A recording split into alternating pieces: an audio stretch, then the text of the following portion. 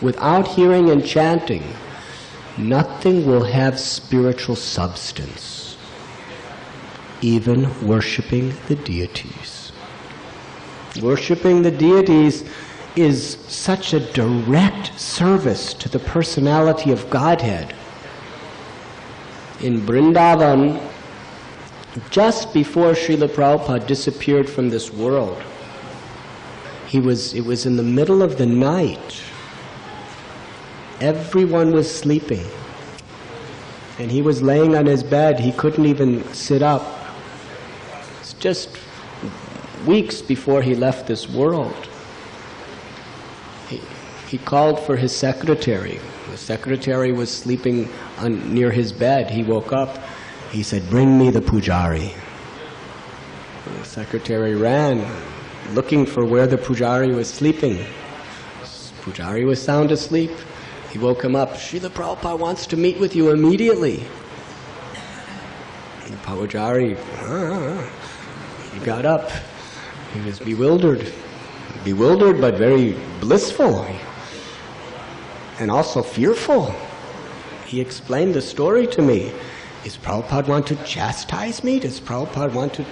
what is he? He's never woken me up in the middle of the night to see me. So the pujari came running down to Prabhupada's bed. He offered his dandavat pranam and got up, and Srila Prabhupada rubbed his head and said, "You are the most fortunate." The pujari is so fortunate because he is so close to Krishna. But we must understand this in a proper content. In 1972, when Srila Prabhupada visited New Vrindavan, he was looking at the beautiful deity of Shri Shri Radha Vrindavan Chandra. And with his voice almost choked with loving emotion, he began to praise the beauty of the deities. He said, "These deities," he said, "they are so beautiful and they are so merciful that just to attract all the Americans, they have appeared in the form looking just like the most beautiful American boy and girl." And he was appreciating the wonderful standard of deity worship. But then he gave a very, very sober instruction that there are two paths on the bhakti marg. There is Pancharatriki Vidhi, which is worshipping this deity and performing all various sevas for the deity. Actually, all the sevas in the temple are service for the deity. And there is Bhagavad Dharma, which is hearing and chanting the glories of the Lord.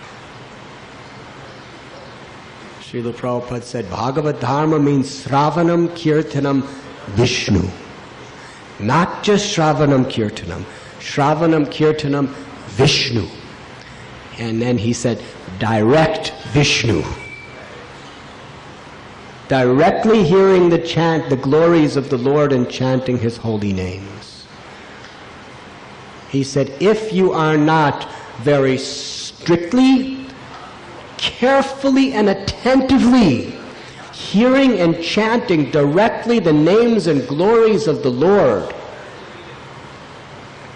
then the day will come when even the pujaris in the temple and the other devotees will begin to look at the deities and think, why has my Guru Maharaj left me with the burden of having to take care of these deities?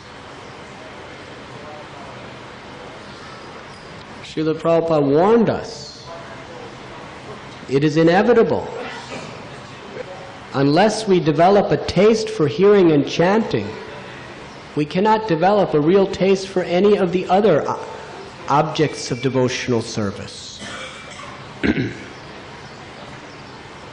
So we must be eager to hear and eager to chant with regulation. Nasta prayesya bhadreshu nityam bhagavati sevaya. Bhagavati uttama sloke bhaktir bhavati naishtaki. Every day we must hear Srimad Bhagavatam as a regulation.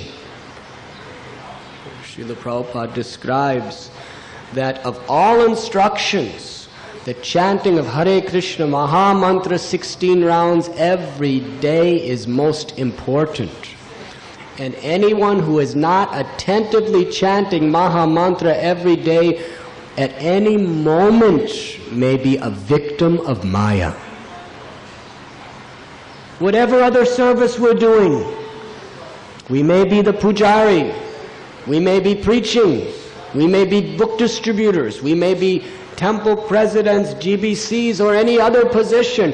Prabhupada warned, if you are not attentively chanting mahamantra every day, you may be victim to Maya at any moment.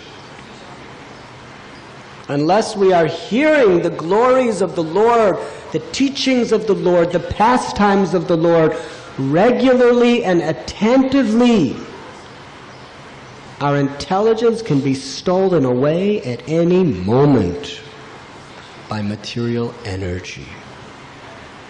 We must be very attentive and careful in this regard. It is a matter of spiritual life and death. It is not a convenience. It is not, today I have time, I will read something. But today I do not have time because I am very busy. That should not be our consciousness. It should be, it is a matter of life or death. If something is life or death to you, is it a matter of whether you have time? It is a matter of you will make time. If we understand how serious we must be. You were listening to Radhanath Swami on devotionalnectar.com.